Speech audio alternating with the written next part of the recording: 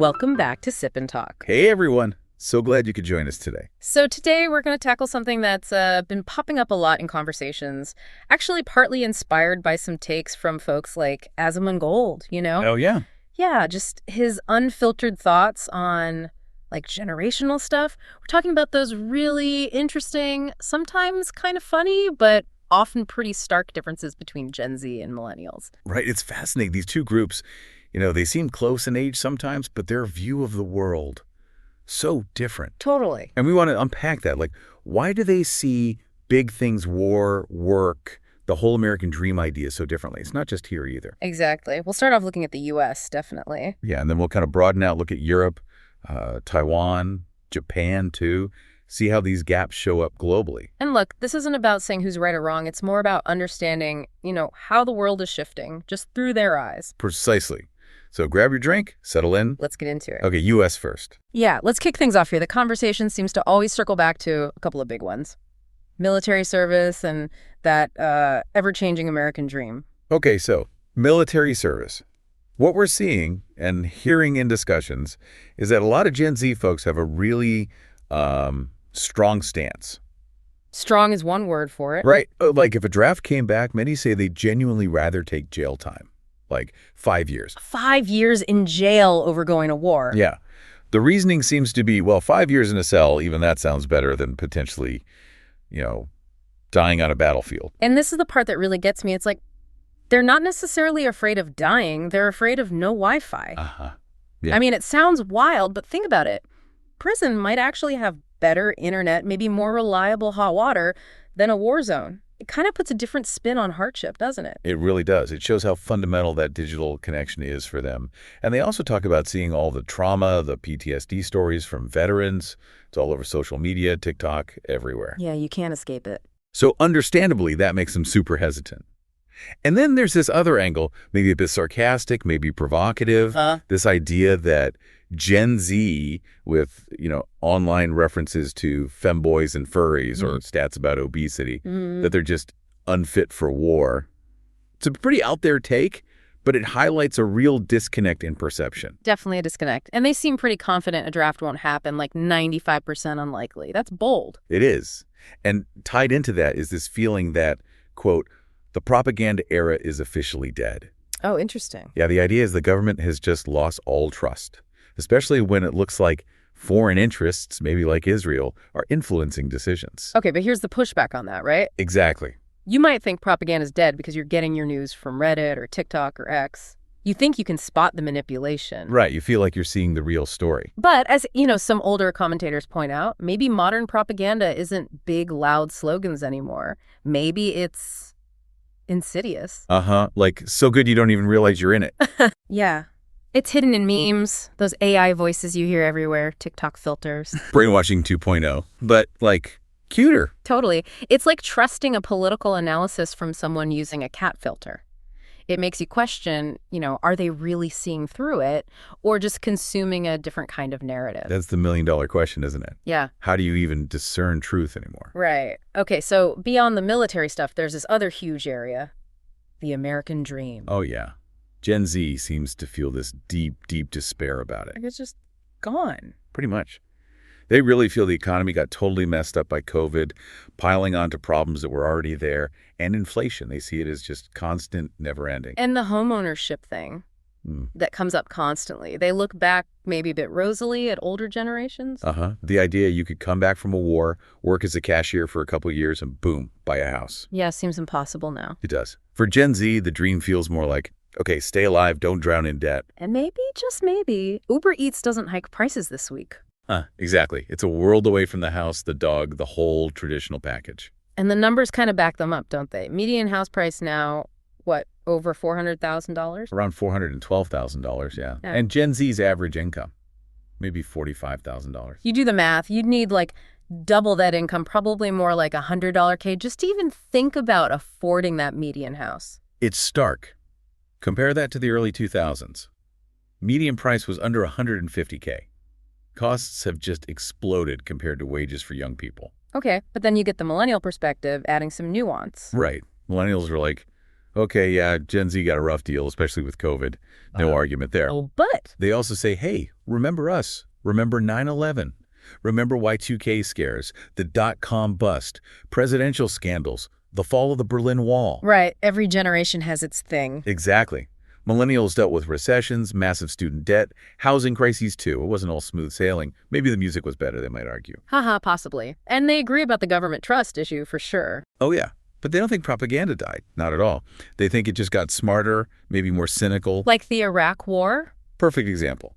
So many millennials see that as just a stupid war, something that shouldn't have happened. Peak military-industrial complex in action, where maybe the economic incentives for war outweigh the actual reasons. Yeah, that whole idea, it's complex. But here's a twist. Despite all the Gen Z reluctance we talked about, Military recruitment is actually up significantly. Why? It is. And a lot of it seems to be economic pressure, pure and simple. The military offers stability, benefits. And the GI Bill is still a huge draw, right? Education, housing help, especially for kids from working class backgrounds. Definitely.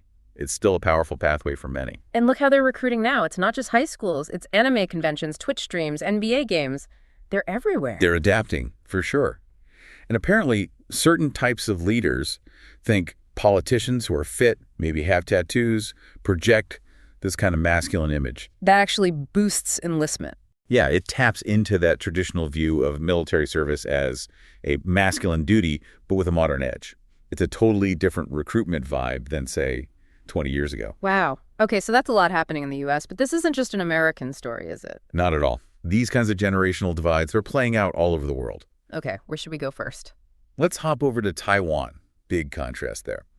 The major fault line is national identity and, of course, the shadow of China.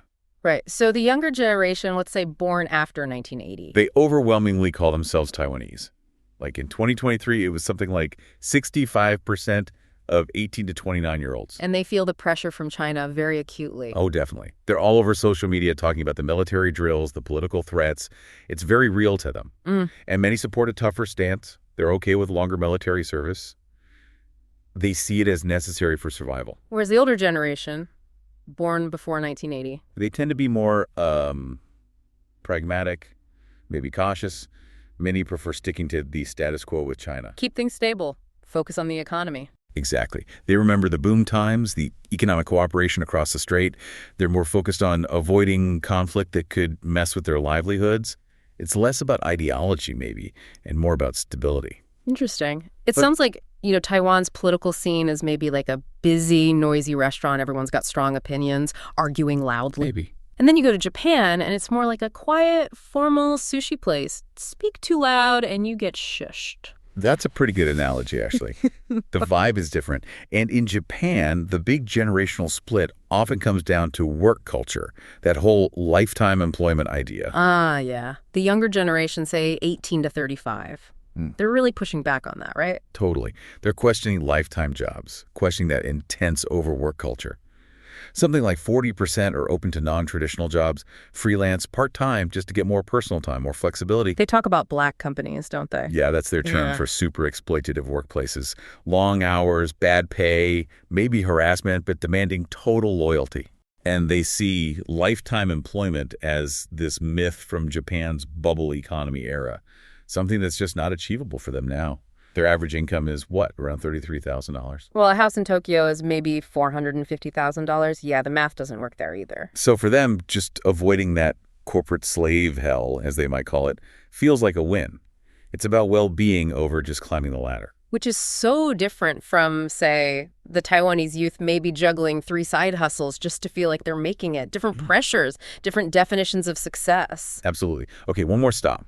Europe. Let's do it. What's the big divide there? Climate change. That's a huge one. Ah, okay. Younger generation, 16 to 35-ish. Overwhelmingly see it as the top priority. Urgent. Like 75% call it extremely serious. And about 60% say they're willing to change their lifestyle significantly to deal with it. And they're active, right? Fridays for Future, all those protests? Very active. It feels existential for them. They want radical change now. And the older generation, 50 plus. They acknowledge it, generally.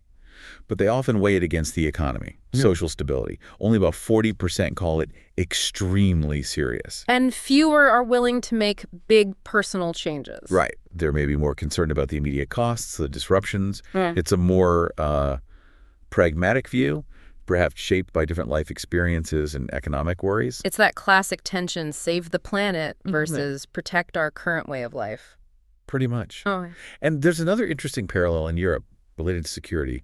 NATO, the EU, Russia. Okay. Younger Europeans, especially lately, definitely see Russia as a major threat, no question. But many also want the EU to build up its own defense capability. Strategic autonomy, they call it. Less reliance on the U.S., on NATO. Interesting. More self-sufficiency. Yeah, maybe a bit of skepticism about traditional alliances. But the older generation, they often have much deeper trust in NATO. Because of the Cold War. Exactly. For them, NATO is European security. The U.S. military role is seen as absolutely essential for deterrence.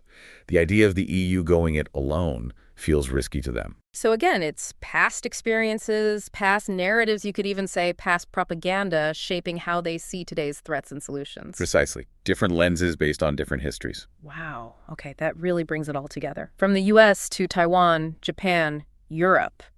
These gaps are everywhere, and what really strikes me is how they all seem to boil down to different experiences, right? Different information environments, different economic realities, different cultural moments shaping each generation. Yeah, absolutely. And it's so important, as we wrap up, to stress again, this isn't about judging. It's not about criticizing any group, any country, any generation. No, not at all. We're just trying to lay out the facts we see, understand the different perspectives, because they are different. Right. Here on Sip and Talk, that's always the goal. We want to encourage you listening out there to just think critically, form your own opinions based on everything you hear, not just from us, but from everywhere. And maybe as you're thinking about all this, here's something to chew on. How will these evolving generational viewpoints actually shape what happens next, globally? Good question. Will the younger generation's priorities force big, maybe radical changes?